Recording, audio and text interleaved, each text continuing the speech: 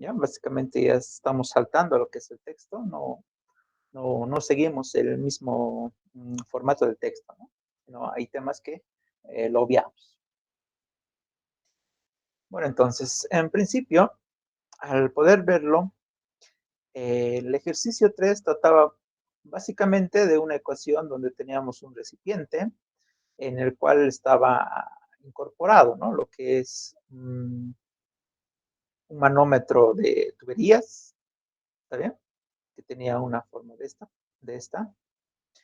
Y la idea de esto es sacar la presión que teníamos aquí en el interior, ¿está bien? Esa era la consulta, ¿no? Del problema número 3. En su solucionario, creo que podemos verlo directamente de ahí. Imágenes.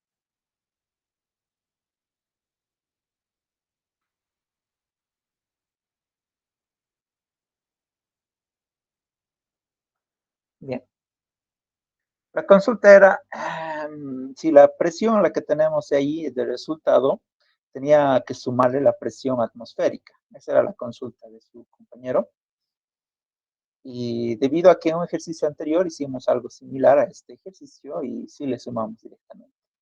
Pero bueno, ahí es donde la anterior vez hicimos ese ejercicio, veíamos justamente la diferencia de las presiones, ¿no? Y estábamos hallando la presión absoluta, o sea, la presión a la que está el aire.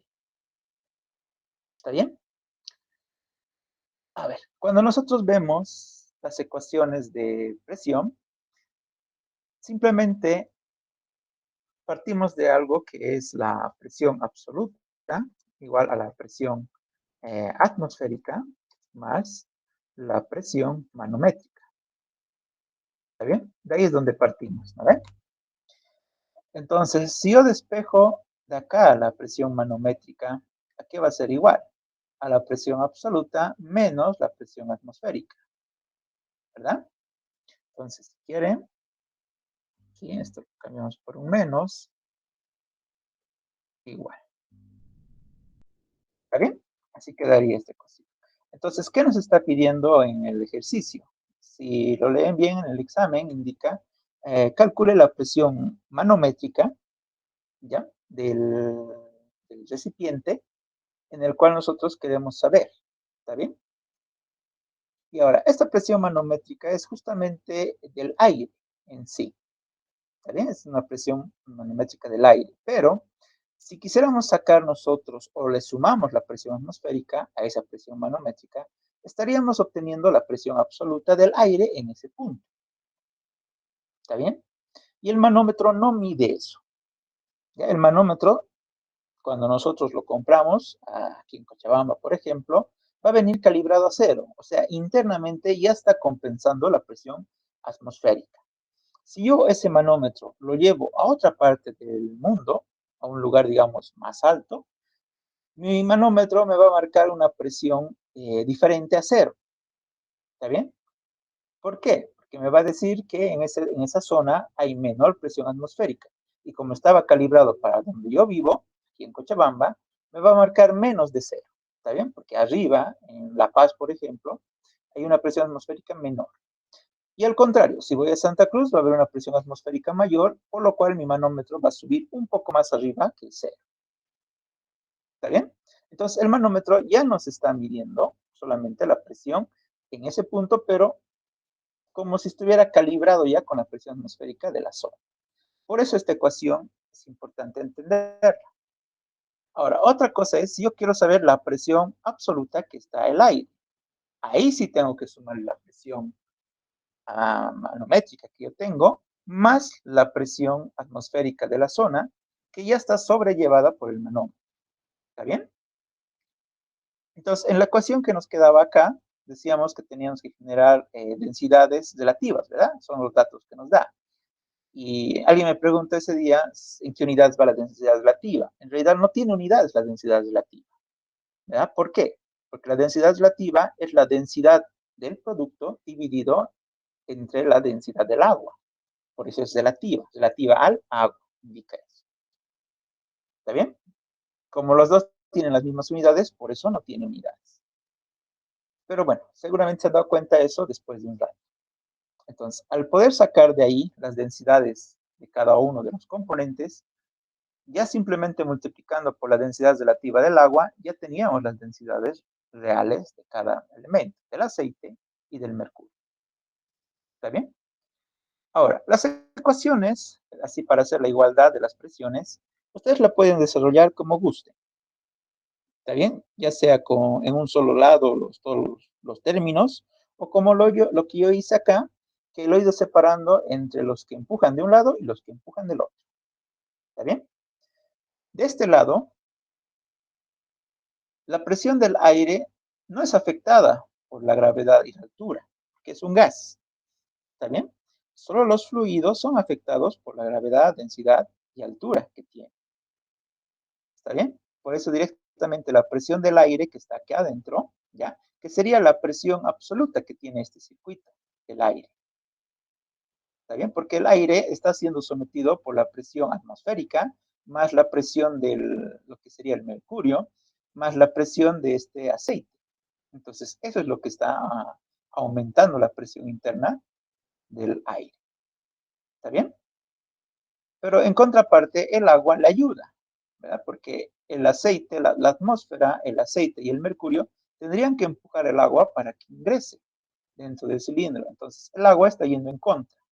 Por eso, de este lado solamente queda la presión atmosférica más la presión que genera el agua.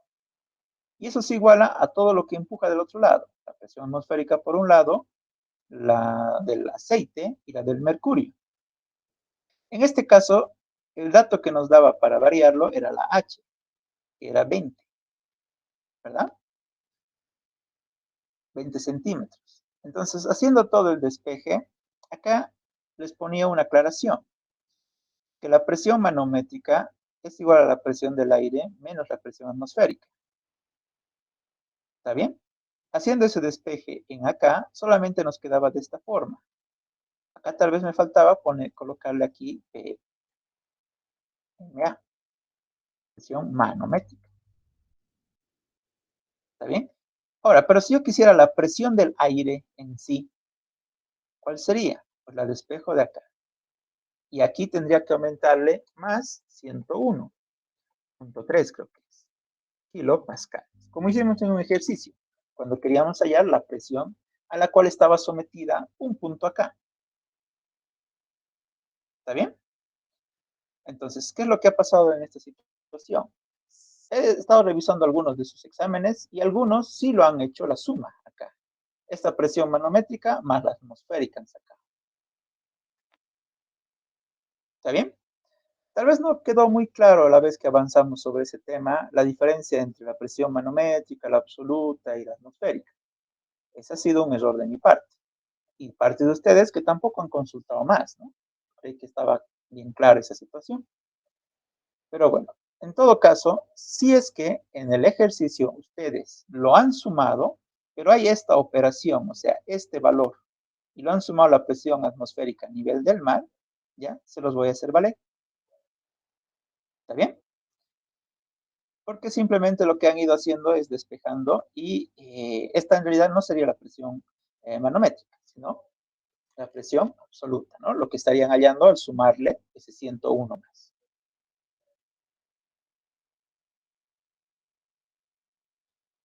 Ingeniero, Sí, dime. una preguntita. En relación al agua, ¿es Ajá. operativa? No te escucho bien. Ahora, A ver, comienza. en, en lo que reemplazó al final, antes de hallar el resultado, tenía que ser agua con negativo, dada por la gravedad por la... Ya. Me dices que debería haber restado, ¿verdad? Porque de un lado está sumando. No lo hice eso en las operaciones. No, ¿Verdad? en el 231,91. 230 y... 31,91. Perfecto, está bien. Se me ha debido ir en acá. Directamente lo he debido reemplazar como esta situación. Pero bueno, por eso como les dije, puede ser que se me vaya a mí uno de los ejercicios. Pero bien que están ustedes. Esta de acá sería, ¿no? Que tendríamos la presión, esta de acá, DE, sería densidad del agua, gravedad por altura. Este tendría que ser signo negativo, me dices, ¿verdad? Sí. Ah, ya, perfecto. Sí, como está aquí adelante, no debió escribir su signo por eso. Directamente paréntesis.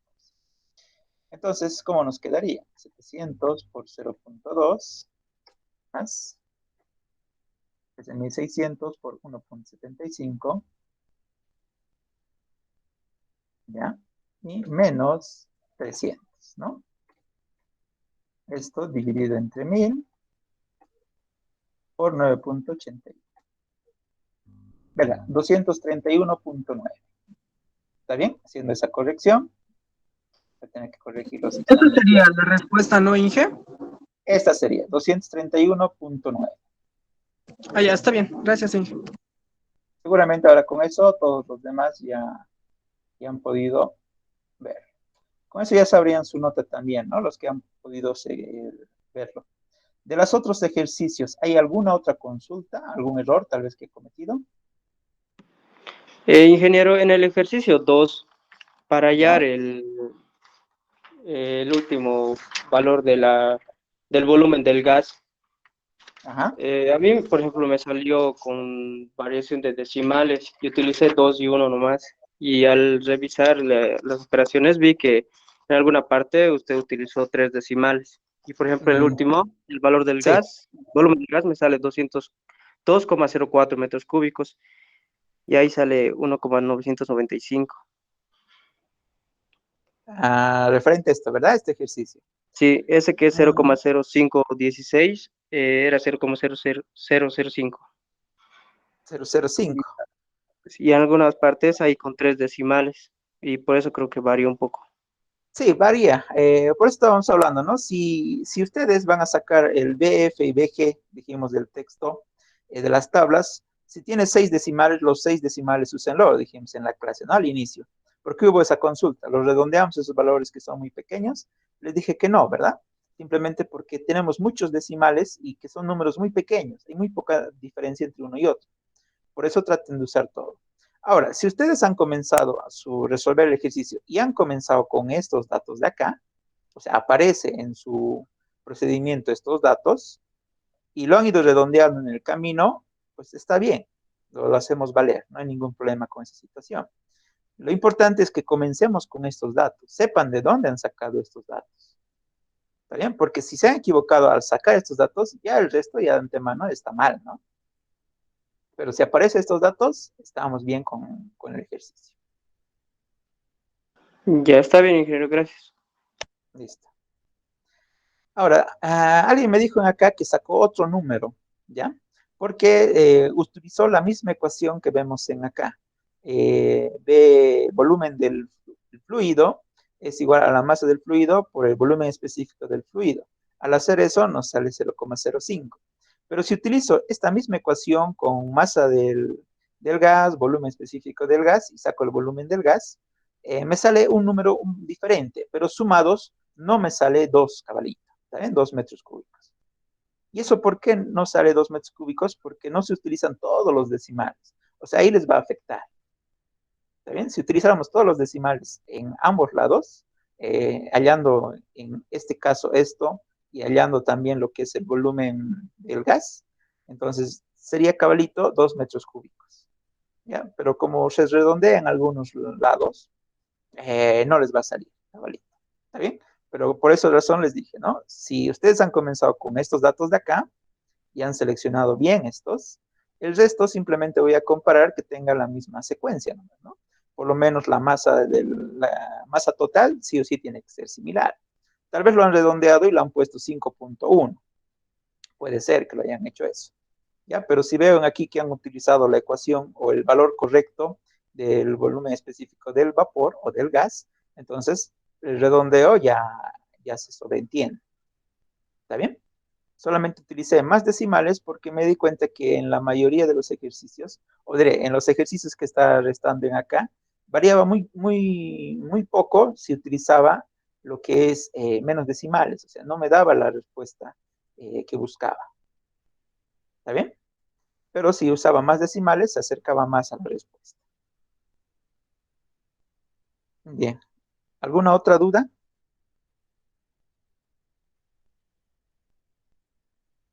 Nada, ¿verdad? Bueno, entonces, comenzamos. Disculpe, se me Dime. olvidó, se me olvidó que habíamos quedado que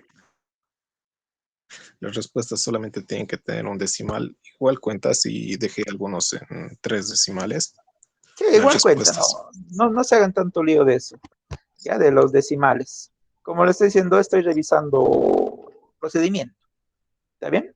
Con tal de que la respuesta final que tengan ustedes no varíe con mucho a las respuestas que yo les he mandado en el texto. Por ejemplo, a ver, aquí me hubiesen dicho, no es 231.9, me lo hubiesen puesto, no sé, 88.73, por ejemplo. Está bien, no hay problema.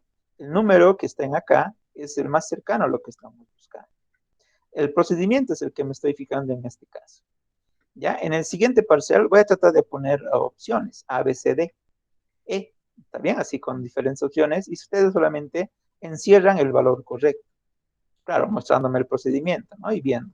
Cosa que al final ustedes, tanto para mí como para ustedes, va a ser mucho más sencillo resolverlo. ¿Por qué? Porque las notas lo tengo que tener ese mismo día, en el segundo parcial, ya que el día siguiente es el final. Entonces necesitan saber su nota para poder prepararse o no para el examen final. Entonces, de esa forma voy a desarrollar el siguiente parcial, ¿no? El segundo, para que no haya esa complejidad de los decimales y nada por el estilo. Gracias, Inge. Listo, entonces. En todo caso, una vez que tengan sus respuestas, ustedes, sus resultados, voy a tardar un poquito más, estamos con otras cosas, me han pedido más documentación. Voy a recibir todavía reclamos sobre eso una vez que les entregue los días o me he hecho sus notas. ¿Está bien? Si ustedes creen que me he equivocado al calificar, porque puede ser que me haya equivocado, entonces simplemente el sábado, ¿no? Nos damos un tiempito a la última hora de la clase y ahí lo vemos sus dudas, ¿no? Ahora, pero cuestiones de que no han entregado a tiempo y demás, eso sí, no lo voy a tomar en cuenta. ¿Está bien? Algunos, por ejemplo, me han enviado sin fotografía del final, ¿no? Sin su selfie de ustedes. Por WhatsApp me lo han enviado, eso está bien, no hay ningún problema porque el carnet es el mismo y tampoco me lo han enviado al día siguiente, ¿no? O sea, terminando el examen a los minutos me enviaron, simplemente porque se olvidaron, ¿no? Esas cosas se entienden, no hay mucho problema en eso. Bien, pero como les digo, todo se arregla en esto. Inge, disculpe, yo me imagino que durante esta semana ya lo va a publicar las notas. ¿Sería ya las notas, o sea, sumado todo lo que va a publicar? Voy a separarlo más bien. En un Excel voy a poner tanto práctica, evaluación continua y demás. ¿Está bien? Ah, ya, Cosa está de que bien, ustedes Inge. sepan qué es lo que les ha faltado o qué es lo que no he revisado, por ejemplo. Por ahí se me ha pasado lo que es una de sus calificaciones de las clases de continuas y no se sabe, ¿no? O sea, tendrían que saber si me han enviado o no. Porque a veces pasa lo siguiente, me envían un documento en blanco, por ejemplo. El anterior semestre ha pasado eso. Se confiaron con simplemente enviarlo y al final cuando lo revisó no había nada, estaba en blanco. Y según lo que me dice, pues es un error, ¿no? Del sistema que ha tenido, pero hizo cómo lo corroboramos. Entonces, para ver ese tipo de problemitas, este sábado a la última hora ya creo que voy a tener sus notas, ¿no? Ah, ya, está bien, Inge. Con respecto también de, a medida que avancemos, yo me imagino que el día sábado también podría ya publicar la práctica del segundo No, la parcial. práctica hoy mismo en la tarde lo voy a publicar. Terminando la Ah, ya, clase, hoy mismo lo voy a subir. Lo voy a sí, modificar está bien. solo. Mejor, Inge, Ajá. porque le comento que igual, o sea, para que tengamos un poquito más de tiempo para resolverlo, Inge.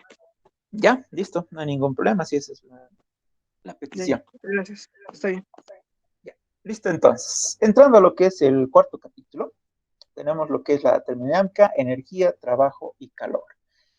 Este en realidad es uno de los capítulos que más van a aplicar para cálculo y diseño de equipo. ¿Está bien? Acá es donde se va designando en gran parte cómo va a ser la maquinaria que se puede fabricar, su funcionamiento, más que todo sus rangos de funcionamiento. Porque aquí vamos a calcular cuánto energía le damos y cuánta energía no recibimos, ¿no? Principalmente en el área de calderos de vapor. Ahora, tenemos que entender un concepto interesante, que es la energía interna que tiene cada elemento. ¿Está bien? Cuando hablamos de energía interna, básicamente estamos hablando de la energía que contienen los componentes microscópicos de un sistema. ¿Está bien? Las moléculas, los átomos. Mientras más energía interna tenga, este elemento suele ser con una menor densidad. O sea, es decir, un elemento que esté en forma de gas, por lo general, tiene más energía que un elemento que esté en forma líquida, ¿no? O sólida. Eso ya es un aspecto importante que tenemos que tomar en cuenta. Entonces, todos estos casos donde influye la energía, tenemos que tomar en cuenta estas partes: energía cinética, energía potencial. ¿Está bien? Que están simplemente asociados a los movimientos. Cuando estamos en un sistema donde hay partículas en reposo, o sea, no se mueven, entonces la energía cinética no existe. ¿Está bien? Porque la energía cinética es el representante del movimiento. Y la energía potencial principalmente es representante de alturas. Entonces, cuando hay una diferencia de altura entre dos elementos, existe energía potencial. ¿Está bien? Simplemente al levantar una pesa, por ejemplo, nuestro cuerpo está generando trabajo, está haciendo un trabajo. Y la masa del peso, o sea, las pesas que estamos levantando, están adquiriendo lo que es energía cinética y energía potencial. ¿Está bien? Si nosotros lo soltamos ese peso sin dejar y lo dejamos caer, prácticamente esa energía se libera, causando de que tenga un movimiento rápido, ¿ya? Acelerado. Entonces, en este tema vamos a tratar principalmente ese tipo de situaciones. Ahora, el calor, a diferencia de otro tipo de energía, es básicamente una representación de la energía interna que tiene, ¿ya? Y el calor siempre se transfiere entre los sistemas, ¿ya? Se lo representa por una letra Q, al calor. En el texto, ustedes van a notar que siempre va a haber una letra Q en esta simbología que se utiliza para representar el ingreso o salida de calor. Ahora, en algunos textos van a ver con signo positivo cuando le otorgamos calor y signo negativo cuando el cuerpo más bien otorga calor al medio ambiente. ¿Está bien? Entonces, si nosotros vemos que el cuerpo está entregando calor, esta Q es por lo general de signo negativo. En el texto creo que no maneja mucho esa situación de los signos y en vez de eso utiliza lo que son unas flechas que indican que está entrando el calor o que está saliendo. ¿Está bien? Entonces, solamente hay una transferencia de calor cuando dos cuerpos tienen distinta temperatura. ¿Está bien? Cuando hay una diferencia. Si los dos cuerpos están a la misma temperatura, esa transferencia de calor es cero. ¿Está bien? No se la considera. Ahora, el calor siempre va a ir desde el punto más cálido, o sea, de mayor temperatura, al punto de menor temperatura, de forma natural, siempre. La única forma de forzar eso al revés es con un sistema mecánico. ¿Está bien? Una máquina que hace eso es justamente un refrigerador. Lo tienen en su casa. Fíjense que dentro del refrigerador hay alimentos, verduras, frutas que son más frías, que están frías. Y sin embargo, el mismo mecanismo absorbe todavía más calor de esas verduras que están frías y ese calor lo desprende al medio ambiente, hacia el exterior. ¿Está bien? Por eso el refrigerador es una máquina que transfiere el calor desde el punto más frío al punto más caliente. O sea, al revés de lo que haría un sistema natural. Entonces, en esta parte se los recalco que no tiene sentido utilizar término calor a menos que haya habido una transferencia de energía. ¿Está bien? Si no, no tiene ninguna influencia el calor en un sistema, si las dos están a la misma temperatura. Entonces, las unidades de calor que vamos a utilizar nosotros es calorías, kilocalorías, joules. ¿Está bien? Ahora, ¿qué es una caloría? Es la energía necesaria para elevar la temperatura de 1 gramo de agua de 14.5 grados a 15.5. ¿Está bien? Con una caloría podemos elevar su temperatura de 1 gramo pero de agua. Entonces, con 1 kilocaloría podemos levantar la temperatura de 1 kilo de agua, ¿verdad? Entonces, simplemente por la relación. Entonces, eso es lo que tenemos que entender, que la unidad de calor es eso. Mientras más energía le damos, mayor va a ser la temperatura a la cual va a terminar. Y ahora, de calorías ya podemos convertir a joules, a watts, a HPs, a lo que deseamos. Cualquier unidad de energía. En todo caso, hasta BTUs, ¿no? Que es lo que se utiliza en refrigeración. Entonces, la mayoría de las máquinas que nosotros tenemos funcionando, especialmente las eléctricas, generan calor. Un motor eléctrico, por ejemplo, genera calor. Una computadora con todo su sistema electrónico genera calor. ¿Ya?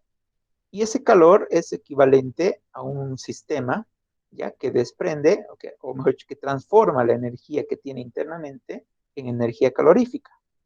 ¿Ya? Y por eso se la puede mencionar en calorías, se la puede dimensionar. Ahora, hay algo que se llama calor específico. ¿Está bien?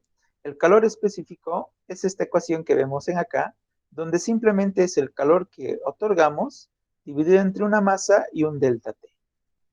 Entonces, si despejamos de acá, el calor sería la masa del cuerpo que queremos nosotros generar, calentar en todo caso, multiplicado por el calor específico y por el delta T. Ahora, este calor específico es 1 para cada tipo de elemento. ¿Está bien? Es decir, el agua tiene su calor específico.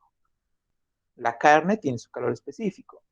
Lo que sería un plátano, una verdura, la madera, cualquier elemento que nosotros tengamos en nuestra vista, tiene su propio calor específico. ¿Pero qué representa ese calor específico? Representa la cantidad de calor que requiere para levantar 1 grado centígrado su temperatura. ¿Está bien? Y a eso se le llama calor específico. Y justamente por eso sus unidades son joule sobre kilogramo grado centígrado. ¿Está bien? Ahora, ese calor específico varía si el elemento está compuesto por otros. O sea, si, por ejemplo, si tuviera carne sin nada de grasa, tiene un calor específico. Pero si esa carne tiene algo de grasa, su calor específico cambia. ¿Está bien? Aumenta. O sea, ¿qué quiere decir eso? Que para poder llegar a subir un poco más su temperatura, o sea, 1 grado centígrado, necesito darle más energía. Entonces, la mezcla de elementos afectan el calor específico. ¿En cuánto? Eso es por lo general la pregunta del cálculo. ¿Está bien? Ahora, se puede entender también que mientras mayor sea el calor específico de un cuerpo, mayor es la cantidad de calor que nosotros requerimos para que haya esa situación de subir su temperatura. ¿Está bien? Ahora, aparte del calor específico, hay otro tipo de calor, pero donde no afecta lo que es la temperatura. ¿Ya? Y ese se le llama calor latente.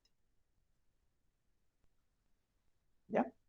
Pero en todo caso, cuando nosotros veamos en los términos lo que son Q y delta T, ¿ya? Se considera que estos valores son positivos en las ecuaciones que generamos, ya que están generando un incremento de temperatura. O sea, calor específico, si le estamos otorgando energía, este delta T siempre tiene que ser positivo, porque lo estamos incrementando la temperatura interior. Si fuera negativo este delta T, quiere decir que estamos más bien enfriándolo. ¿Cuánto calor tengo que quitar a un producto, ya, para que termine a una temperatura X? Y es así como se hace el cálculo de equipos de refrigeración. Ejemplo, yo tengo unos 20 kilos de helado, por ejemplo, ¿ya?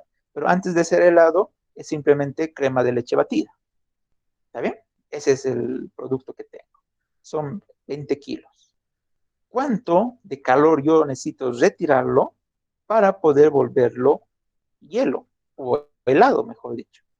Entonces, estoy comenzando con una temperatura ambiente, digamos unos 25 grados centígrados, y se va a congelar el helado cuando estemos alrededor de -2 a -3 grados centígrados.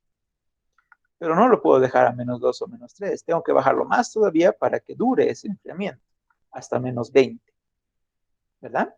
Entonces, en ese caso, ese delta T me va a salir negativo, porque me va a decir que necesito quitarle calor para poder enfriar.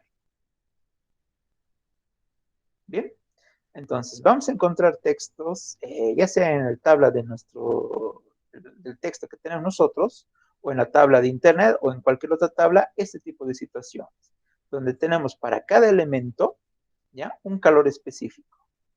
Y este calor específico está siendo sometido a 15 grados centígrados. O sea, se ha tomado a una presión atmosférica de 25 grados centígrados. ¿Está bien? A nivel del mar, a 25 grados. Si yo agarro estos mismos elementos y hago las mismas mediciones en un laboratorio, pero no a nivel del mar, sino a nivel de Cochabamba, y a la temperatura de Cochabamba, que seguramente no es 25, aquí por lo general llegamos a los 28. Entonces voy a tener otro tipo de datos. ¿Está bien? Otros datos voy a tener en acá, no los que están bien. ¿Pero por qué utilizamos estos? Simplemente porque no hay una gran variación. ¿Está bien? El valor que saquemos de la cantidad de calor y demás que queramos retirarlo, el calor específico a nivel del mar o a nivel de Cochabamba no varía en grandes sumas. Y como no hace esa variación, pues nadie hace también, o nadie, mejor dicho, ha publicado estos calores específicos separados por zonas.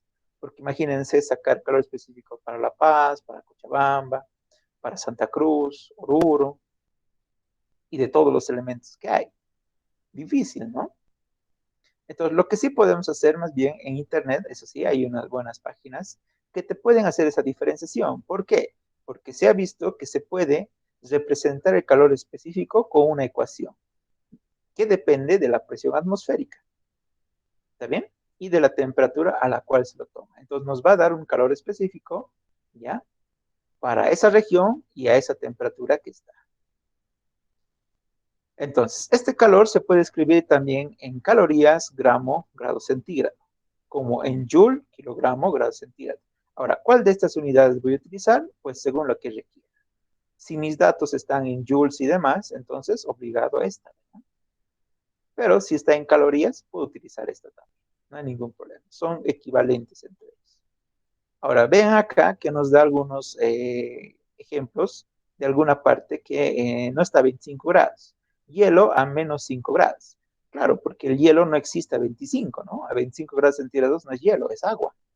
Entonces, por eso aquí te ponen algunas cuestiones. ¿Está bien? Para diferenciar. Entonces, por lo general, las tablas que ustedes van a tener a disposición siempre van a ser a una presión atmosférica y a una temperatura que oscila entre los 20 y los 25 grados. Pero la tabla por lo general te dice a qué temperatura han sido tomadas esos datos. Bien. Entonces, para poder medir el calor específico de un líquido o un sólido es algo sencillo. Se puede medir inclusive en su propia casa. ¿Está bien? Teniendo a la mano una balanza, un termómetro y una fuente de calor. ¿Está bien? Por ejemplo, se hace esta situación. Hay que aumentar la temperatura de una sustancia hasta un determinado valor. Digamos que yo quiero calentar alguna bebida que normalmente no encontraríamos en las tablas. ¿Ya? Por ejemplo, jugo de naranja, ¿no? Jugo de naranja natural, o sea, naranjas exprimidas. ¿Está bien? Lo voy a calentar hasta los 50 grados centígrados, por ejemplo. Después tenemos que introducir la sustancia en un recipiente que contenga agua de masa conocida y una temperatura conocida. Es decir, 1 litro de jugo de naranja tengo que pesarlo. Aquí no puedo manejar litros, tengo que pesar. Como la naranja tiene gran parte de agua y un poco de sólido, por lo que va saliendo, entonces su densidad es menor que la del agua. Entonces podemos decir que 1 litro de agua son como 950 gramos perdón, 1 litro de jugo de naranja son como 950 gramos de lo que sería el jugo, ¿no? En peso. Entonces, tengo que verificar cuánto de cada uno de los productos tengo. Y eso meterlo al agua. ¿Por qué al agua? Porque el agua es un dato que conocemos. Su temperatura, su comportamiento, conocemos. Y lo que hay que hacer es medir la combinación ya de ambos. O sea, qué temperatura ha terminado tanto el agua y mezclado con el jugo de naranja. Y ese le vamos a llamar el punto de equilibrio. ¿Está bien? Entonces, si se supone que el recipiente está bien aislado, porque no se lo puede hacer en un cuarto frío, por ejemplo, ¿ya? Ni tampoco con recipientes sin aislamiento. ¿Para qué? Porque lo va a afectar. La temperatura del agua y la temperatura del jugo siempre van a tratar de bajar. ¿Por qué? Porque el calor se está transfiriendo al medio ambiente si es más frío. Entonces, lo ideal es que el recipiente de ambos sea totalmente aislado. ¿Está bien? Mientras mejor aislado, mejor va a ser el calor. Una vez que hemos hecho esa medición, simplemente hay que verificar la temperatura final a la que ha quedado. ¿Ya? Y vamos a llegar a esta ecuación. El calor que se ha enfriado, lo que es el jugo, es igual al calor que ha calentado al agua. ¿Está bien? Esa combinación es lo mismo. No ha habido pérdidas al medio ambiente. Y sabiendo eso, nosotros podemos ya calcular la cantidad de kilocalorías que está ganando. Y con eso saber cuántos gramos, cuál es su calor específico del jugo, ya al ver cuánto le ha calentado al agua. Bien, entonces aquí podemos ver el calor específico de un producto. Por lo general, ustedes en algunas tablas van a colocarlo o van a verlo con el subtítulo CP, ¿ya? CP, que es calor específico. En este texto utiliza Ca para el agua, Cm para el mercurio y así diferentes. ¿Ya? O sea, el subíndice indica de qué elemento estamos hablando. ¿Ya? Y para poder encontrar eso, se calcula con esta ecuación que ven acá. Ven que el equilibrio térmico se ha logrado cuando las temperaturas son iguales. ¿Está bien? Entonces, fíjense que sabiendo la masa del agua y el calor específico del agua, que es un dato conocido, ¿ya? Y teniendo la temperatura del agua y la temperatura a la cual ha terminado, ya de estar en equilibrio, la igualamos a esta situación, pero por el signo negativo. ¿Por qué con signo negativo? Porque representa lo que uno ha perdido, el otro lo ha ganado. ¿Está bien? ¿Y quién ha perdido ese calor? El jugo de naranja, que es en nuestro caso. Y ese calor se ha ido al agua. ¿Está bien? Entonces tenemos la masa del jugo por el calor específico, que es la incógnita del jugo. No sabemos cuánto es esto. Entonces se queda como incógnita. Pero sabemos su temperatura inicial del jugo y su temperatura final a la que ha quedado. Al hacer ese despeje, yo voy a tener calor específico ya establecido. ¿Está bien? Esta es la ecuación para hallar. Y esta es la que más se utiliza en este tema. Bien, aquí ya tienen el despeje. Estas diapositivas van a estar en la plataforma también, si alguno de ustedes lo desea descargar. Bien, hasta ahí es lo que es el calor sensible combinado con lo que sería el calor específico. ¿Está bien? El calor sensible se encarga de elevar la temperatura de una determinada masa en 1 grado centígrado. ¿Está bien? Cuando ya hablamos de calor latente, aquí estamos hablando de los cambios de fase. Para poder pasar de un estado sólido a un estado líquido, el elemento tiene que haber hecho un cambio de fase. Lo mismo de líquido a gaseosa. ¿Está bien? Para poder hacer eso, entonces, requiere energía. Y esa energía es el calor que le estamos proporcionando. Y ese calor se le llama calor latente. ¿Está bien? Que solamente sirve para levantar la temperatura, para cambiar de fase, no para levantar su temperatura. ¿Está bien? Entonces, ¿qué significa? Calor sensible solo cambia de fase. No incrementa la temperatura, solo lo cambia. Y el calor, que sería calor sensible, es el que incrementa la temperatura, pero no cambia su fase. ¿Está bien? Son complementos entre ellos dos. Entonces, los cambios de fase comunes que conocemos son la fusión, que sería de sólido a líquido, la vaporización del líquido a gas, y cambios en estructuras cristalinas, como sería dentro del sólido, ¿no? Hay sólidos que se ablandan al darle energía, pero no logran fundirse. Como también hay líquidos, sólidos que se vuelven directamente gaseosos. ¿Está bien? Como es el caso de algunos otros elementos, como el hielo seco, por ejemplo, que en un momento hablamos.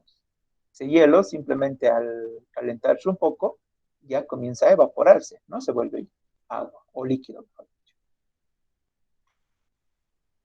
Ahora, si nosotros llegamos al punto donde estamos haciendo el cambio de fase, por más calor que le demos, no va a incrementar su temperatura. ¿Está bien? Eso es un ejemplo del agua. Si yo agarro agua en una caldera o en una olla y lo hago calentar, cuando llegue al punto de ebullición, si estamos a nivel del mar serían 100 grados centígrados, esta va a comenzar a hervir, pero su temperatura no va a cambiar. ¿Está bien? Va a comenzar a hervir a 100 grados y va a terminar de hervir hasta la última gota de agua que había líquida en 100 grados. ¿Está bien? No incrementa la temperatura cuando está haciendo el cambio de fase.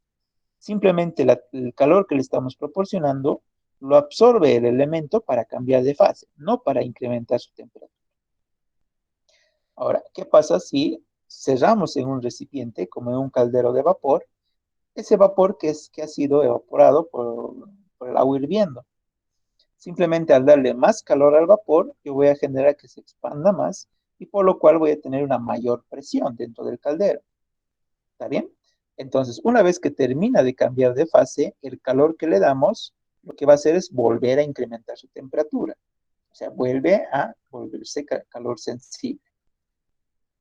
Entonces, va así, va por fases. Entonces, todos estos cambios que estamos viendo acá es un cambio de la energía interna, ¿ya? Pero no una variación de la temperatura. Entonces, en los cambios de fases no varía la temperatura, solamente su energía interna. Bien, el calor latente lo podemos representar con esta ecuación, como vemos en acá, que sería igual al calor que estamos otorgando sobre la masa. Fíjense que el delta T no influye ya acá. ¿Está bien? No influye. Y este calor latente es algo que se puede sacar de tablas, igual, de diagramas, sin ningún problema. Igual que el calor sensible, el calor latente igual se encuentra. Si despejamos el calor, aquí vamos a tener que el calor que otorgamos para cambiar de fase depende simplemente de la masa por el calor latente que tiene esa masa. ¿Está bien? De ese componente. Si digamos es agua, entonces para cambiarse de líquido a vapor, hay que darle esa cantidad de calor por cada kilogramo de agua que tengamos. Y así sacamos la cantidad de energía que tiene que absorber el agua para volverse vapor. Ahora, el signo de más menos que tenemos en allí tiene que escogerse dependiendo de la dirección de la cual va la energía. Es decir, si es positiva, acá les explica eso, ¿ya? Si está introduciendo energía al sistema, ¿qué quiere decir? Que estamos otorgando calor para que llegue a evaporarse. Y es negativa si extraemos energía del sistema. Es decir, enfriamos el vapor para que se pueda condensar.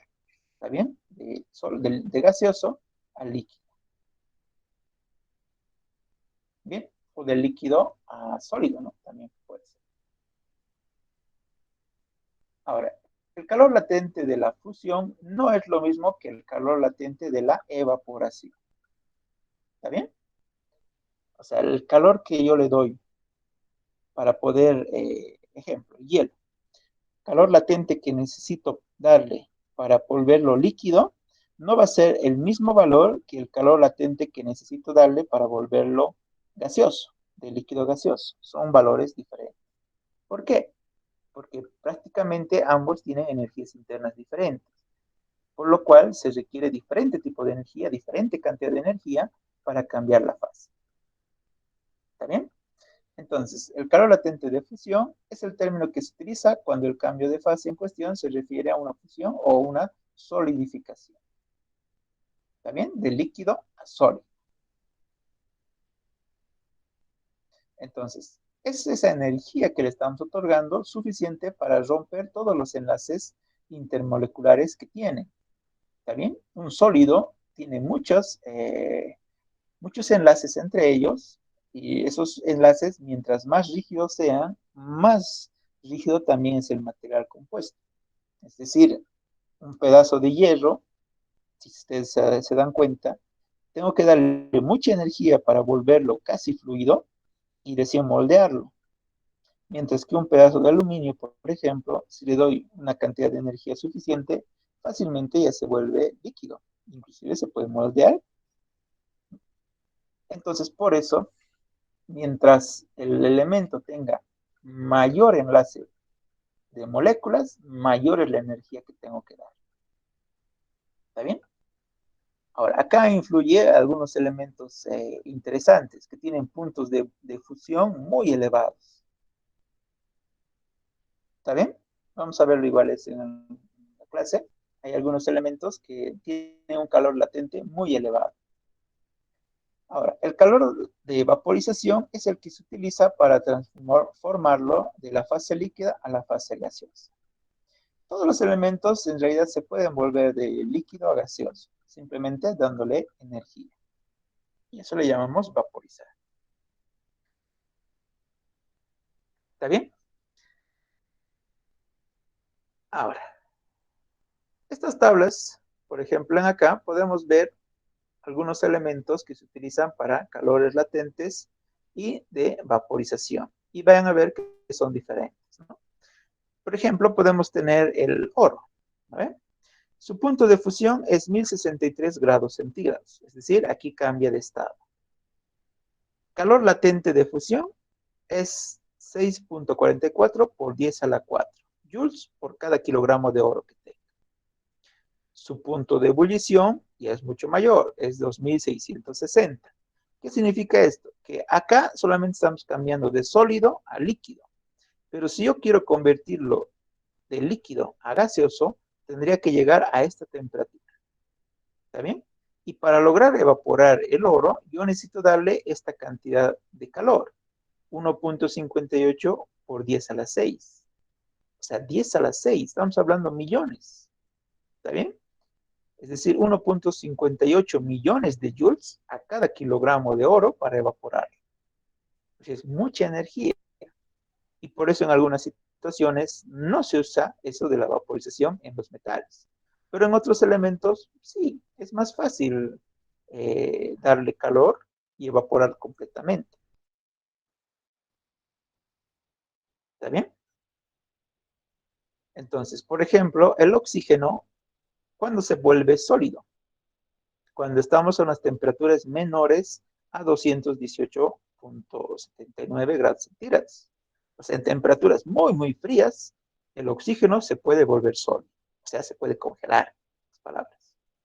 Y el calor que necesitamos darle es este. ¿Y a qué temperatura evoluciona el oxígeno? O sea, estando sólido o líquido, oxígeno líquido también hay, ¿a qué temperatura comienza a evaporarse? A menos 182.97 grados. O sea, a temperatura ambiente el oxígeno siempre va a ser gaseoso, porque a temperatura bajas como 182 bajo cero es líquido, menores a esto. ¿Está bien? Y para calentarlo, esta es la cantidad de calor que requiere. ¿Está bien? El nitrógeno seguramente muchos han escuchado, nitrógeno líquido, que congela muchas cosas. Pueden congelar goma, congelar metales, congelar varias cosas con nitrógeno líquido. ¿Está bien? Ahora, nosotros no necesitamos darle calor al nitrógeno para que se evapore. Al estar a tan baja temperatura, el nitrógeno absorbe calor del medio ambiente que lo rodea. Es decir, si yo agarro nitrógeno y lo pongo en un recipiente, el recipiente se va a escarchar porque el nitrógeno está absorbiendo su calor para poder evaporarse. Luego va a absorber el calor del ambiente que está a su alrededor, del aire, de la mesa donde está puesto. O sea, de ahí es donde saca el calor.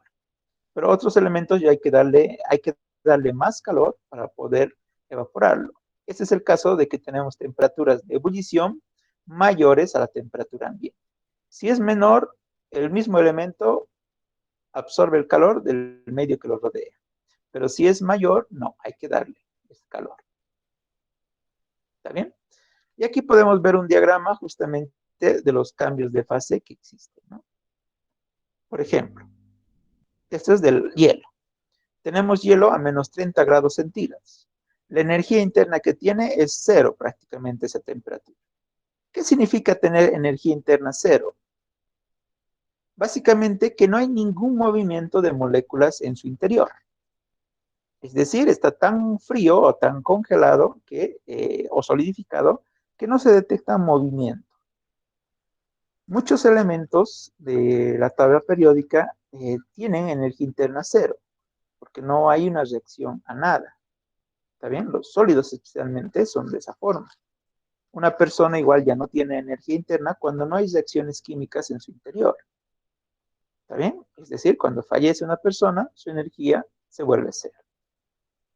Entonces, al darle energía al hielo, ya una pequeña cantidad, aquí nos da 62.7 joules, hasta que le demos esa cantidad de energía, ese gramo de hielo que teníamos va a llegar hasta 0 grados y va a querer fundirse, o sea, se va a volver líquido.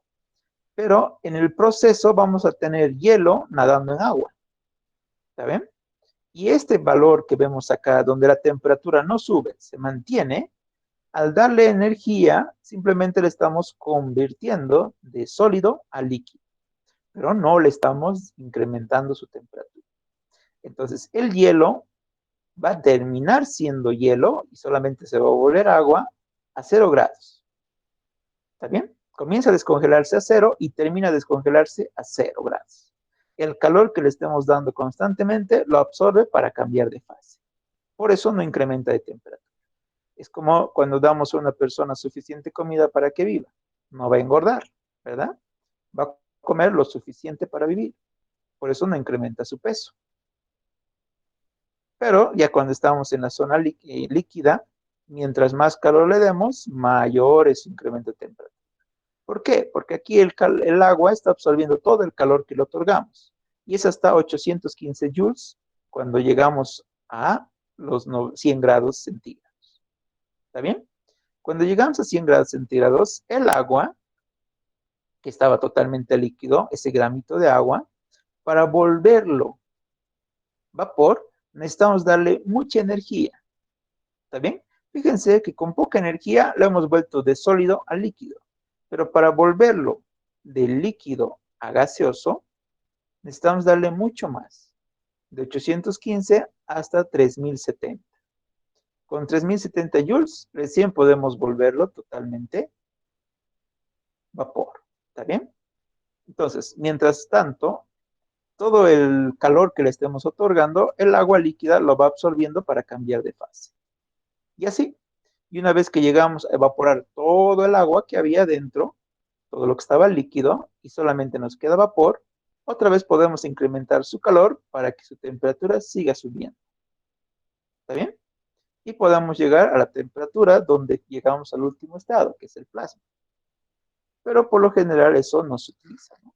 Vamos a tener nosotros vapor de agua máximo a 300 grados centígrados, donde se puede obtener la mayor cantidad de presión utilizable, ¿no? En la industria. Entonces, acá explica qué es calor latente y qué es calor sensible. ¿Está bien? Entonces, tomen muy en cuenta eso. Bien, pasando a eso, tenemos lo que es el trabajo de un proceso termodinámico. ¿Está bien? En los procesos, en los trabajos en termodinámica, esto ya es a un nivel macroscópico, ya no es tanto microscópico. ¿Está bien? Ya vemos nosotros aquí en sí la energía que otorgamos, la energía que obtenemos. ¿Ya? Y lo que serían las magnitudes, como la presión, el volumen, la temperatura, la energía interna, ¿ya? Son magnitudes que son variables en su funcionamiento.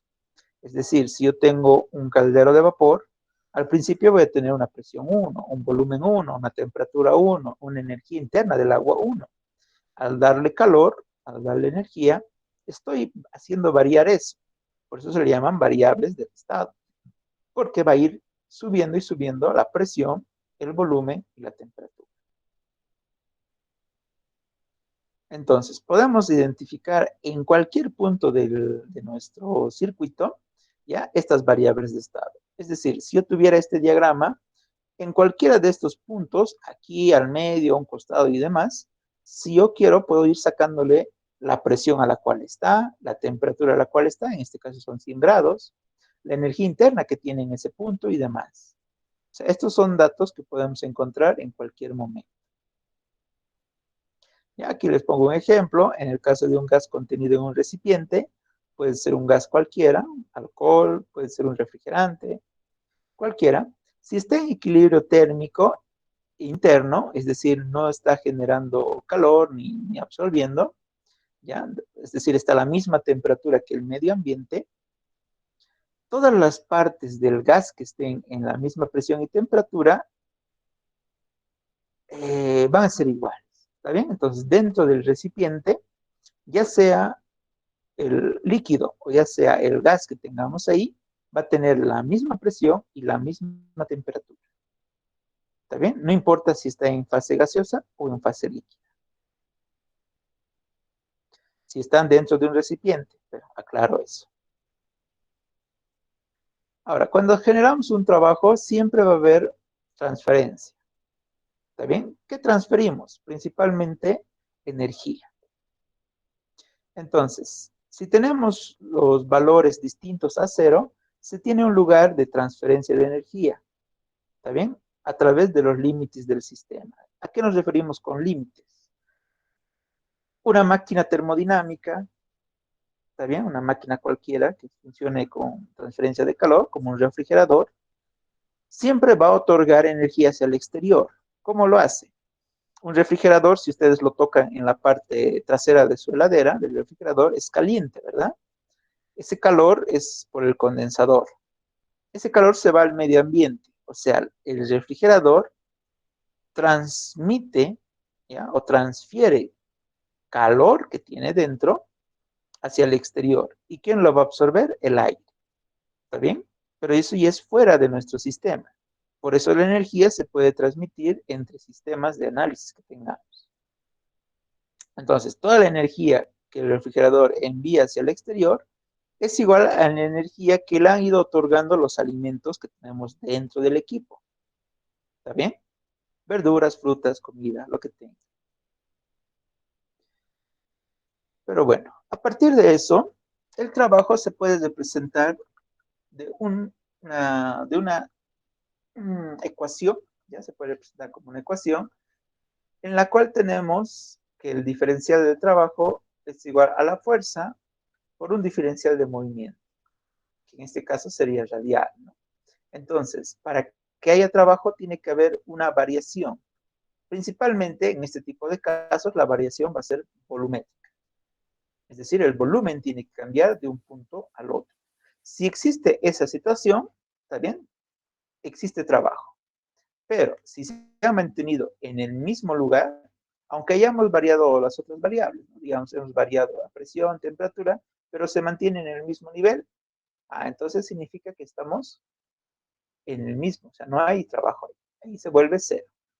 Entonces, el trabajo siempre va a existir cuando tengamos una diferencia, ya sea de alturas, ya sea de volúmenes en el ejercicio. ¿Está bien? Si no existe eso, pues no hay trabajo. Entonces, tome muy en cuenta esa parte. En los ejercicios, siempre, si buscamos trabajo, significa que hay una variación del volumen que estamos analizando.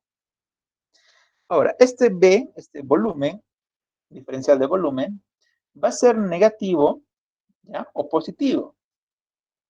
¿Cuándo sabemos cuándo es positivo y cuándo es negativo?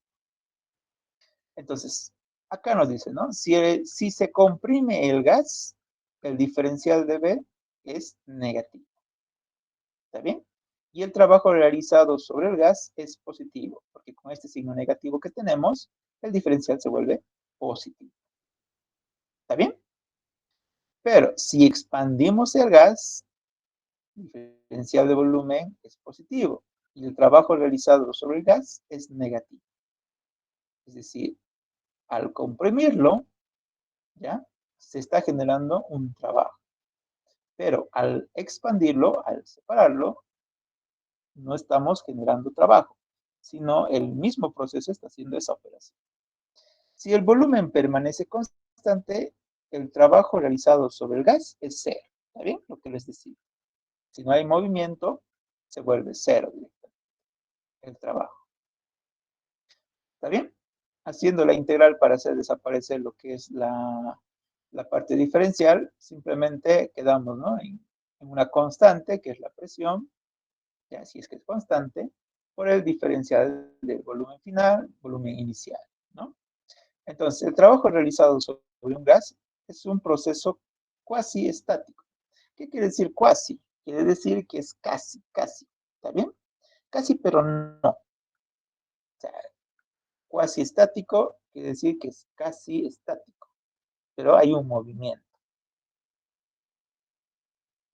Entonces, eso simplemente lleva desde un punto inicial a un punto final. O sea, vamos a tener donde un circuito que estamos en el punto 1, inicial, con volumen inicial, temperatura inicial, presión inicial, y vamos a llegar a un punto 2, que va a tener presión final, volumen final, temperatura final.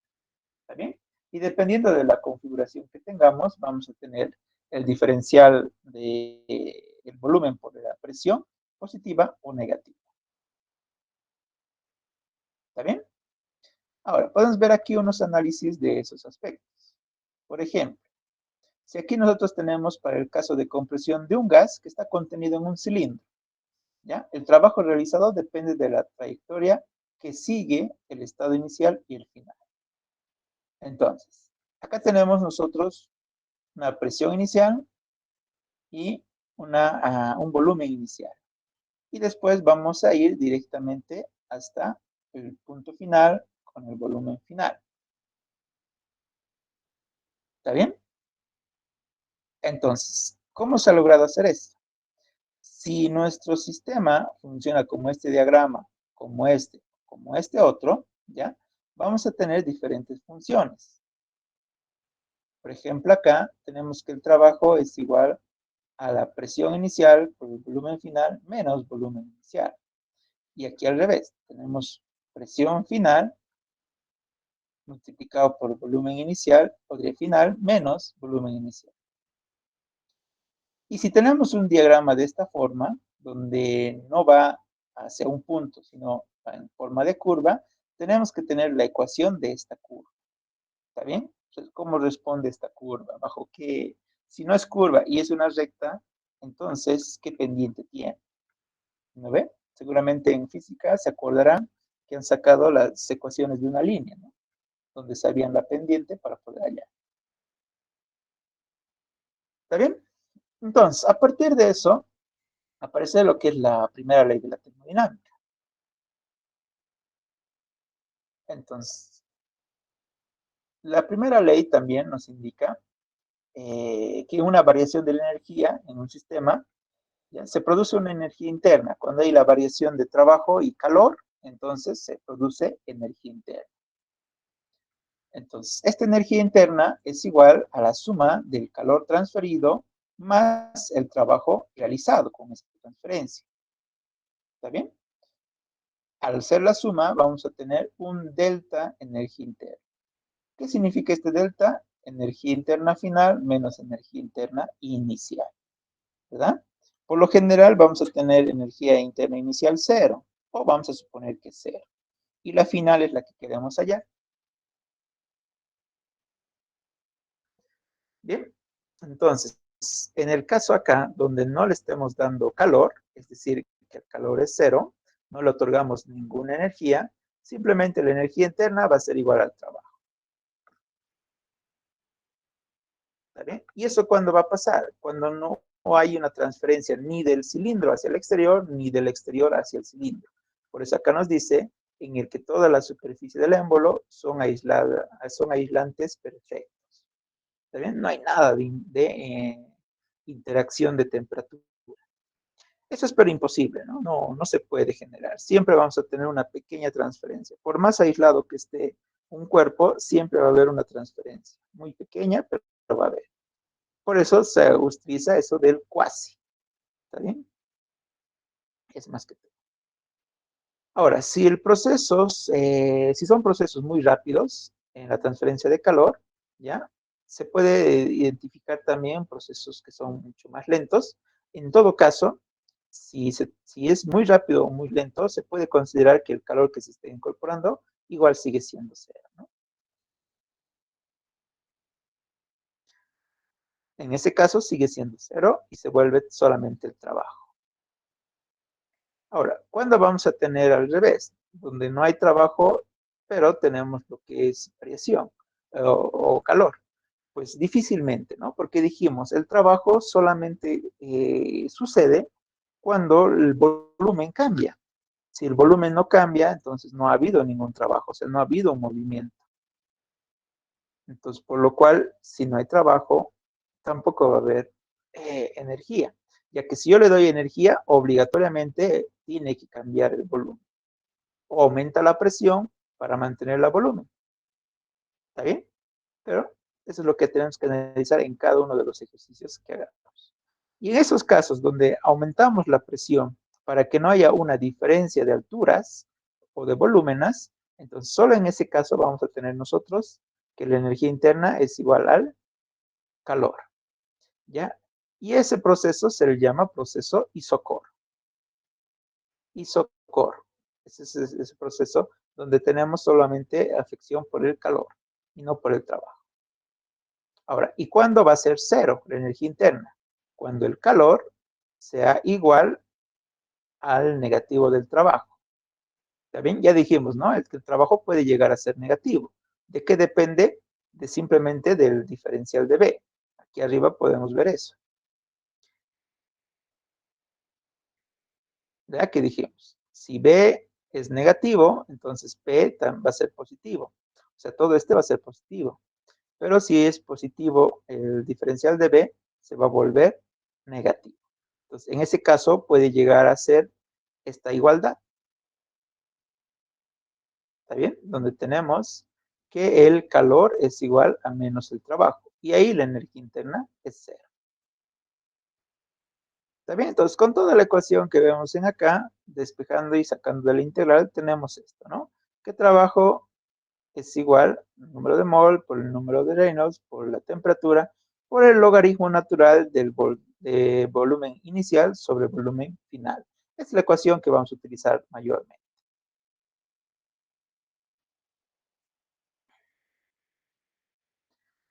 Bien, tras el principio de la termodinámica, en la segunda ley, que es la conservación de la energía, donde nos dice, ¿no? Que nada se crea ni se transforma, no, nada se crea ni se destruye, solo se transforma. Entonces, para lograr eso, en la mayoría de los procesos, toda la energía que le damos simplemente se va a transformar en energía mecánica. ¿Está bien? Ya sea elevando un proceso de altura, haciéndole ganar energía potencial, ¿ya? O aumentando su velocidad, ¿no? Que sería energía cinética.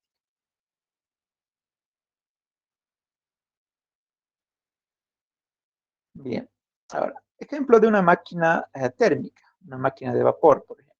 En general, estas máquinas funcionan con agua, ¿ya? ¿Por qué se utiliza agua? Porque es un elemento inocuo, ¿no? Que nosotros podemos utilizarlo y utilizarlo las veces que queramos. Porque es fácil también convertirlo de líquido a gaseoso y de gaseoso a líquido. Porque el caldero de vapor, en realidad, el vapor que está generando no lo bota al aire. ¿Está una vez que hace el proceso, el trabajo que se ha requerido, ese vapor lo que hace es retornar mediante unos ductos a un sistema de condensación. ¿Para qué? Para que tengamos agua caliente, pero líquida. Y esa agua caliente líquida sea bombeado otra vez al caldero de vapor.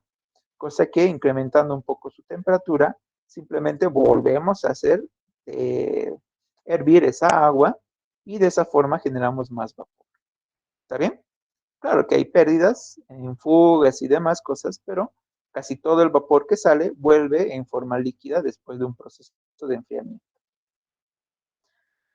Entonces, el caldero hace ese proceso cíclico. En ese proceso se realizan las siguientes situaciones. Se extrae energía de un foco de mayor temperatura, que en este caso es el fuego, una resistencia eléctrica, lo que tengamos. ¿Está bien? Una vez que absorbe el agua esa energía, esta máquina realiza un trabajo con esa energía, porque se ha generado vapor con esa energía que ha absorbido. Entonces, el vapor puede generar una turbina, por ejemplo, y producir electricidad. En los antiguos autos a vapor o barcos a vapor, lo que hacía era mover unas paletas para poder moverse, ¿no? Ya sea con ruedas o con paletas en un río. Entonces, y la máquina, una vez que hace ese trabajo, cede energía a un foco menor. Es decir, ese vapor que se ha empleado tiene que ser vuelto a enfriar. Y la máquina en sí también tiene que enfriarse. Un automóvil, por eso tiene su radiador, que enfría el motor, porque adentro hay una reacción química, ¿no? Y siempre vamos a representar ese tipo de situaciones con este diagrama que ven acá, ¿ya? En este diagrama tenemos un punto caliente que otorga calor a lo que es la máquina. Esta máquina desprende ese calor hacia el exterior, ¿ya? Pero al mismo tiempo también transforma en energía mecánica, que en todo caso sería el trabajo, ¿no? Entonces, al realizar un trabajo la máquina, parte de ese calor se está yendo en esa situación al generar el trabajo y otra tiene que irse al medio ambiente o un foco frío, ¿no? Para volver a hacer el ciclo de nuevo. Entonces, aquí está representando todo eso. La máquina realiza un trabajo, que es lo mismo que decir que la máquina realiza un trabajo negativo, que es acá. ¿Está bien? Negativo. ¿Qué pasa si yo le doy más bien trabajo, ya, con un motor eléctrico le conecto y hago que reaccione este sistema? Entonces voy a transferir desde la parte fría a la parte calurosa energía. Lo que hace un refrigerador. Eso sería la representación. Y esta máquina cede el calor que excede, que lo tiene, a la parte fría, ¿no? La parte fría consideren que puede ser una piscina, un condensador o el medio ambiente simplemente para enfriar. Y de esa forma tenemos estas ecuaciones, ¿no? Donde tenemos el diferencia de energía, que sería calor más el trabajo, ¿ya? Aquí podemos ver calor del proceso caliente y el calor del proceso frío, más el trabajo igual a cero, ¿no? Entonces, calor neto va a ser igual a menos el trabajo o también al trabajo de la máquina.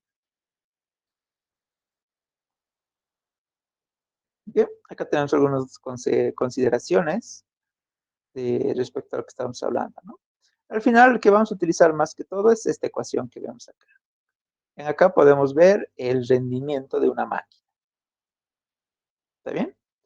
El rendimiento simplemente es el trabajo de la máquina dividido entre el valor absoluto. Estas barritas que ven a los costados son el valor absoluto, ¿ya? El valor absoluto de la fuente de calor que tenemos. O sea, cuánto yo recibo dividido entre cuánto es lo que yo doy. Mientras más calor esté dando, cuánto trabajo voy a obtener.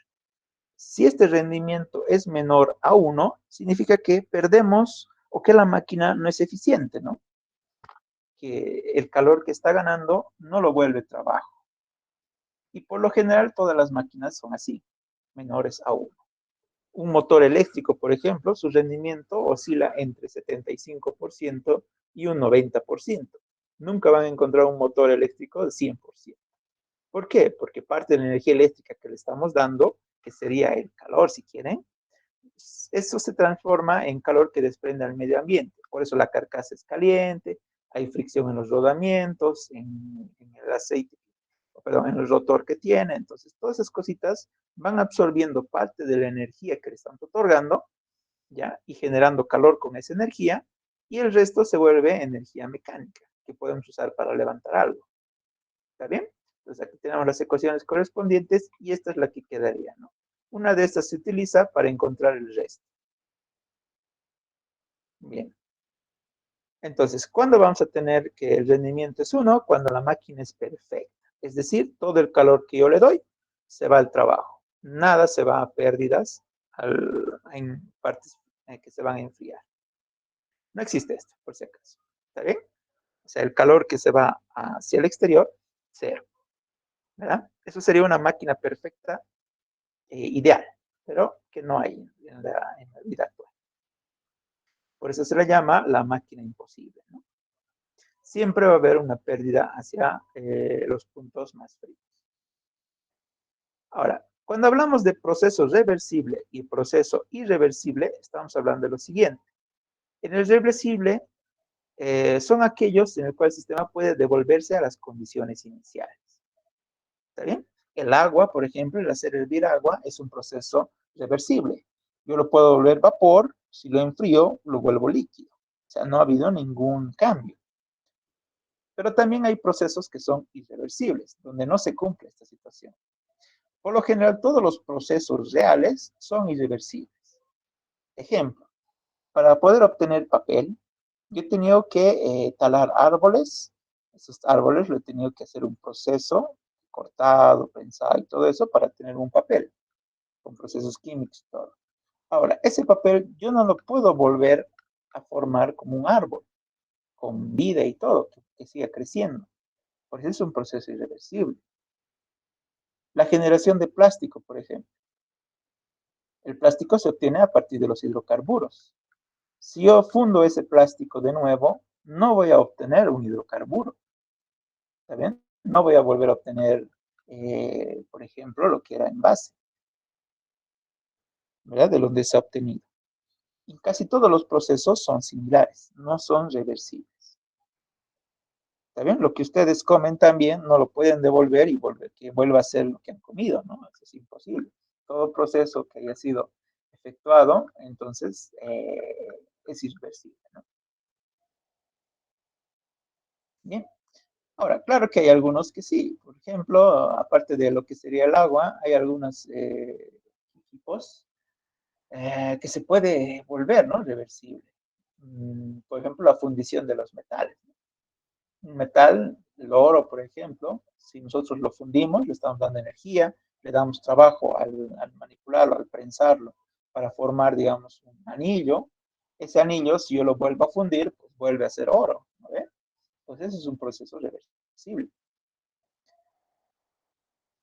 Entonces, ahí aparece algo que se llama la máquina de Carnot. ¿Está bien? Carnot. Carnot ha sido un investigador bastante famoso que ha ido elaborando procesos para ciertas máquinas, principalmente en el área térmica, de calderos, refrigeradores y demás. Máquinas térmicas principalmente. ¿Ya?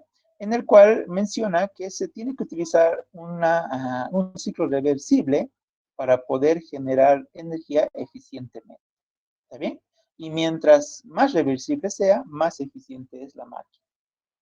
¿Y eso cuál es su representación? Pues es un refrigerador. Justamente por eso. Un refrigerador es una máquina que tiene adentro un proceso reversible. Primero, el refrigerante es en formato gaseoso. Ese gas es absorbido por un compresor, el cual llegando a 8 bares de presión, más o menos, y enfriando ese gas hasta 45 grados, ese gas a esa presión y a esa temperatura se vuelve líquido, porque se condensa. Ese líquido refrigerante llega a la parte fría de la heladera, que se llama evaporador, se expande en esa zona y para poder evaporarse tiene que absorber el calor de los alimentos. Con eso se vuelve vapor.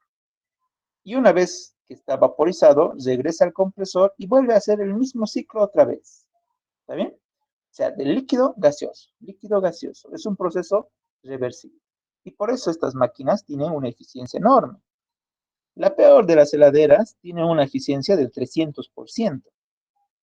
¿Está bien? ¿Qué significa eso? Que por cada kilowatt de energía eléctrica que yo le doy, obtengo 3 kilowatts de energía frigorífica. ¿Está bien? Para poder enfriar el producto. Las mejores llegan hasta el 400%, pero eso ya depende del aislamiento y del equipo, y más que todo también del refrigerante que se está utilizando. Entonces, estos procesos reversibles e irreversibles, ¿ya? Se comprenden en lo que serían cilindro con émbolo, justamente lo que es el compresor de un refrigerador, que adentro solamente tiene un cilindro con émbolo. Entonces, existen adiabáticos, ¿no? Procesos adiabáticos y isotérmicos. ¿Qué significan estos dos términos? Isotérmicos significa a la misma temperatura. Y adiabático significa a la misma presión. ¿Está bien? Presión, temperatura. Entonces, este es el ciclo que se está generando dentro del proceso y el ciclo de Carnot, donde tenemos compresión y expansión. ¿Está bien? Ahora, estos son diagramas para diferentes elementos, ¿no? Hay diagramas específicos para cada tipo de elemento, para los gases, para el aire, para el agua, para el vapor de agua, para combustibles y demás. Y en sí, al final, con el ciclo de Carnot, se puede demostrar estas dos cuestiones. ¿Ya? Que el calor que le estemos dando a la parte fría, dividido entre el calor que estamos obteniendo de la parte caliente, va a ser igual a la relación que tenemos con las temperaturas. Y gracias a eso podemos decir que el rendimiento también se puede generar de esta forma. Pero el rendimiento solamente es con el ciclo de Carnot. O sea, este es el rendimiento del ciclo de Carnot.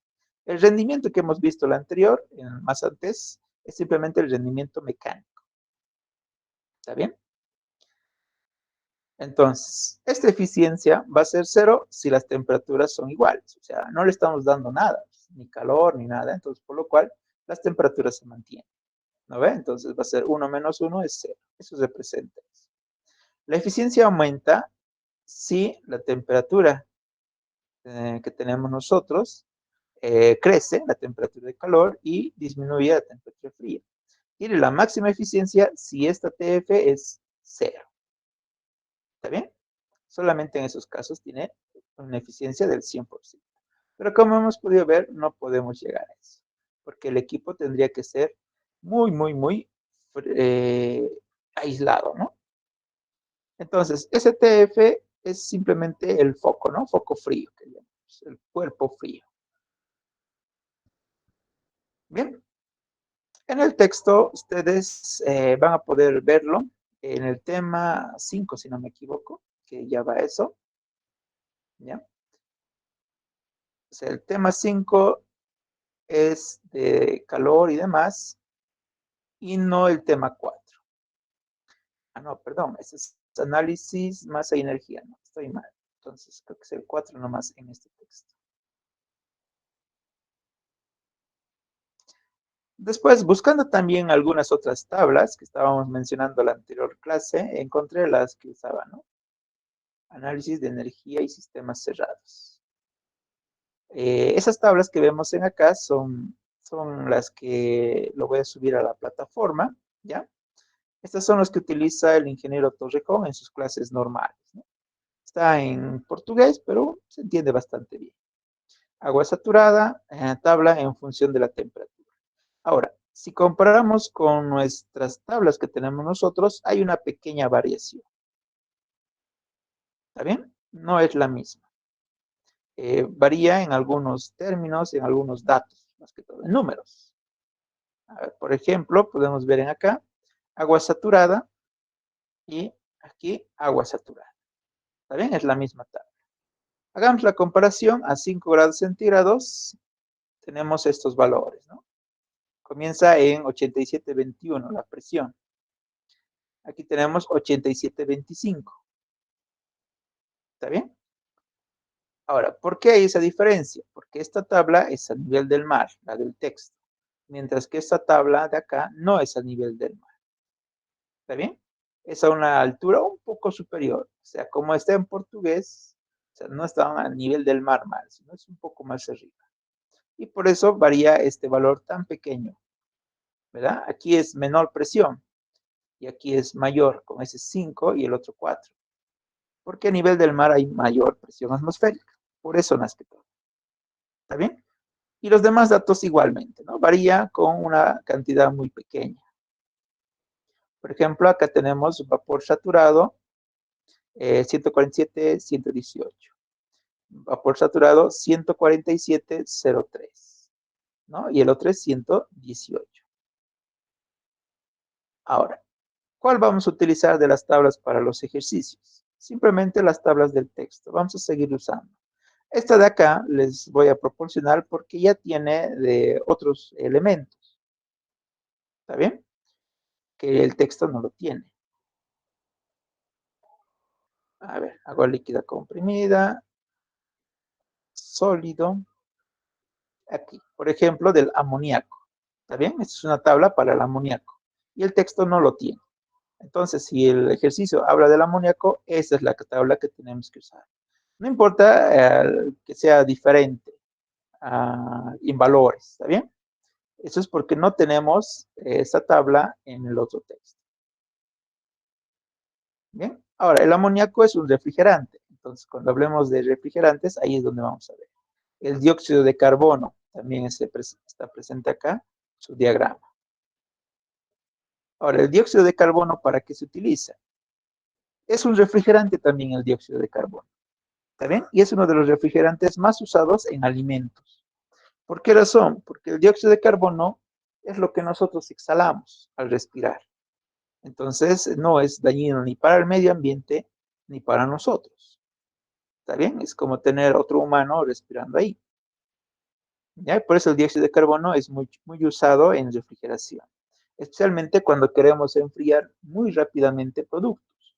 Por ejemplo, si yo tengo un túnel, ¿ya?, de enfriamiento donde libero dióxido de carbono, ¿ya?, a temperaturas muy bajas, y tengo pasteles que están entrando en una cinta transportadora, en ese túnel el pastel se congela por completo, tanto que parece una roca.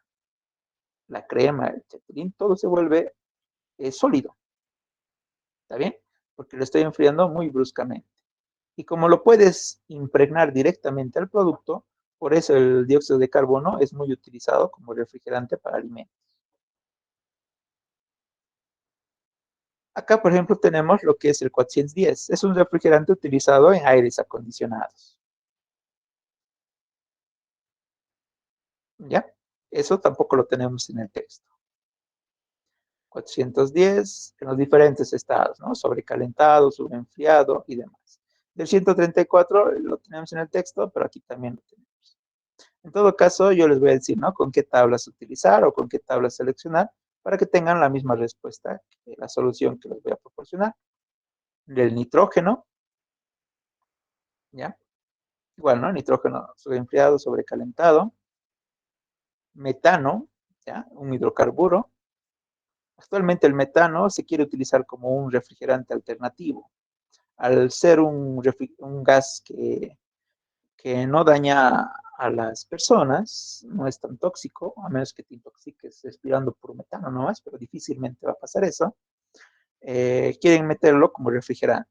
Actualmente el propano ya se utiliza por lo que es el R600A, ya que es un refrigerante usado en la mayoría de los refrigeradores pequeños.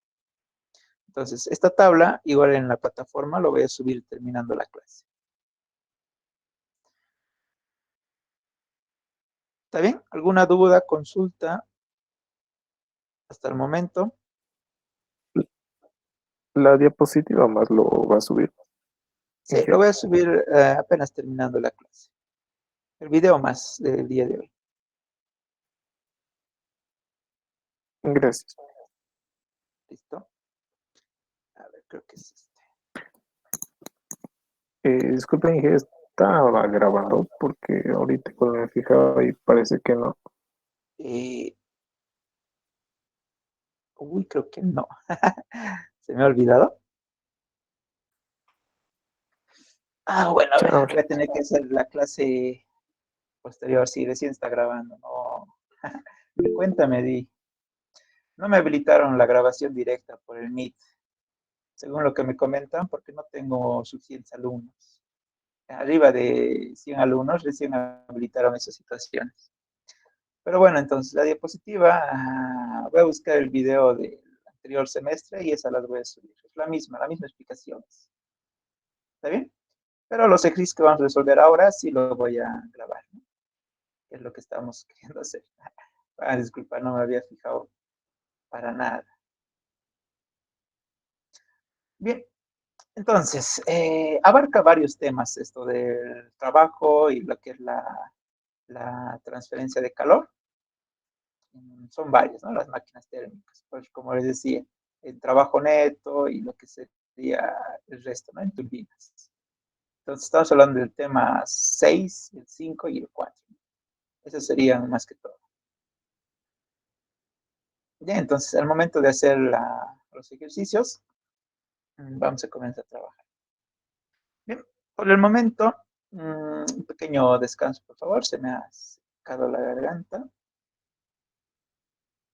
Ya, unos 10 minutitos, por favor. Quisiera ir a tomar algo también. Ya, ustedes también tomen su tiempo. Nos vemos en 10 minutos.